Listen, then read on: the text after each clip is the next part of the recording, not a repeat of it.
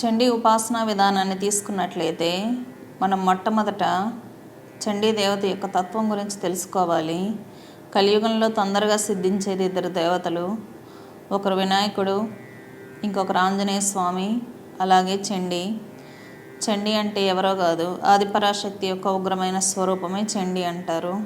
ఎవరైనా చండీ ఆరాధన చేసేవాళ్ళు గణపతితో సహా ఆరాధన చేయవలసి ఉంటుంది. అప్పుడే మంచి ఫలితాలు ఉంటాయి. అదేవిధంగా ఆ పూజ కూడా సంపూర్ణమవుతుందన్నమాట. కాబట్టి ఎవరైనా చండీ ఉపాసన చేసేవాళ్ళు ఖచ్చితంగా గణపతిని కూడా ఆరాధించి నివేదనలు అందించాల్సి ఉంటుంది. చండీ యొక్క తత్వం, చండీదేవి యొక్క ప్రాముఖ్యతను మనం తెలుసుకోవాలంటే అమ్మవారి పాపులర్ మంత్రాలలో అమ్మవారి నవావరణ మంత్రం ఉంటుంది. ఓం ఐం హ్రీం క్లీం చాముండాయై విచ్చై అని ఈ మంత్రాన్ని అమ్మవారి నవావరణ మంత్రంగా వివరిస్తూ ఉంటారు.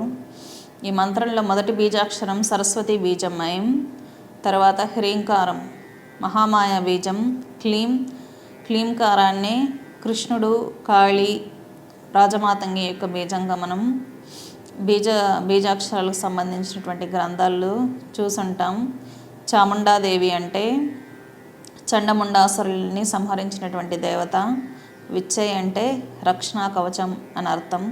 ఈ నవావరణ మంత్రం అనేది ఎవరైతే జపం చేస్తారో, పూర్వం యుద్ధాల్లో రాజులు పాల్గొనే ముందు చండీదేవికి బలులిచ్చి చండీ ఆరాధన చేసి యుద్ధానికి వెళ్ళేవాళ్ళు. చండీనే భద్రకాళి అని కూడా సంబోధిస్తారు. ఈ నవావరణ మంత్రం అనేది పూర్ణమైనటువంటి మంత్రం. ఇదే మంత్రాన్ని వాళ్ళు జపం చేసేవాళ్ళు. ఎవరికైనా ఒక వ్యక్తికి 100-200 మంది శత్రువులు ఉన్నారనుకోండి, ఒకరికి మించి, అటువంటి శత్రువుల్ని ఒకేసారి సమూలంగా నాశనం చేసేటటువంటి మంత్రమే ఈ నవావరణ మంత్రం. నవావరణం 9 అనే సంఖ్య పూర్ణ సంఖ్య. ఈ 9 బీజాక్షరాల్లో 9 మంది నవదుర్గులు ఉంటారు. దుర్గాదేవిని 9 మంది నవదుర్గల్ని ఒకేసారి ఆరాధించాలి, ఒకేసారి పిలవాలి అంటే ఈ నవావరణ మంత్రం సరిపోతుంది. అమ్మవారి స్వరూపం నవదుర్గా స్వరూపమే ఈ నవావరణ మంత్రం. ఈ మంత్రాన్ని అందరూ ఉపాసన చేయలేరు, ఎందుకంటే డైరెక్ట్గా ఎలక్ట్రిసిటీ బాడీ కనెక్ట్ చేసుకున్నట్టు ఉంటుంది. ఈ మంత్రంతో శత్రువుల్ని దాదాపు 1000-2000 మంది శత్రువులు ఉంటే కూడా సమూలంగా నాశనం చేయొచ్చు. కర్మ అనేది చాలా స్పీడ్గా కరిగిపోతుంది. కాబట్టి గృహస్థాశ్రమంలో ఉన్నటువంటి వాళ్ళు గురువుని ఆశ్రయించి, లేకపోతే సరిగ్గా విద్య తెలిసిన వాళ్ళని ఆశ్రయించి మాత్రమే మంత్రాన్ని గురువు దగ్గర నుంచి దీక్షగా తీసుకుని జపం చేయాల్సి ఉంటుంది. ఈ మంత్రమే దుర్గాదేవి మంత్రం అని కూడా అంటారు. ఆంధ్రప్రదేశ్లో చండీని దుర్గగా అభివర్ణించడం జరుగుతుంది. అదే తెలంగాణలో మైసమ్మ అంటే ఏంటంటే మహిషాసుర మర్దిని అని అర్థం. మహిషాసురుని వధించినటువంటి దేవతని ఆరాధించడం ద్వారా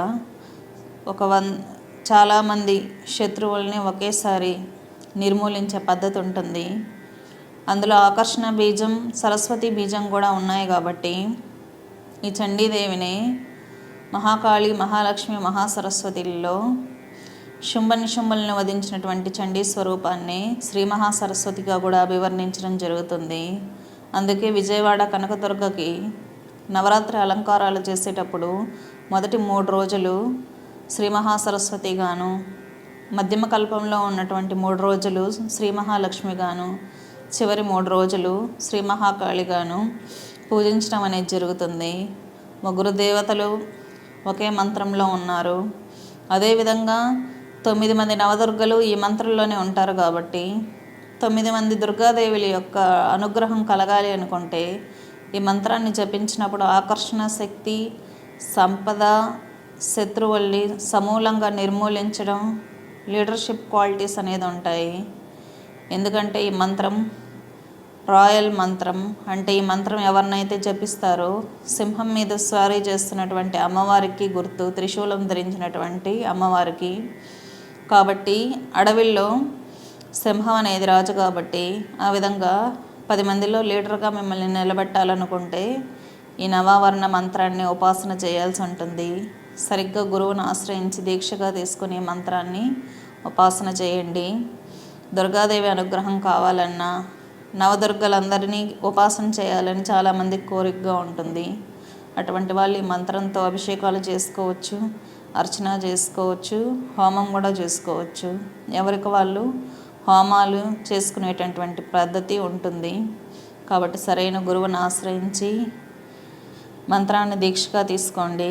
ఎవరైతే ఈ చండీదేవిని ఆరాధన చేయాలి, దుర్గా ఉపాసన చేయాలి అనుకుంటారో అటువంటి వాళ్ళు ఎర్రని వస్త్రాలు ధరించాల్సి ఉంటుంది, పగడాల మాల ధరించాల్సి ఉంటుంది.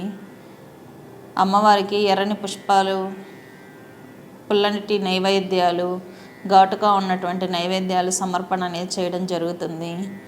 గారెలు కావచ్చు, పులిహోర కావచ్చు, అమ్మవారికి చాలా ఇష్టమైనటువంటి నైవేద్యాలు ఇవన్నీ. స్వస్తి.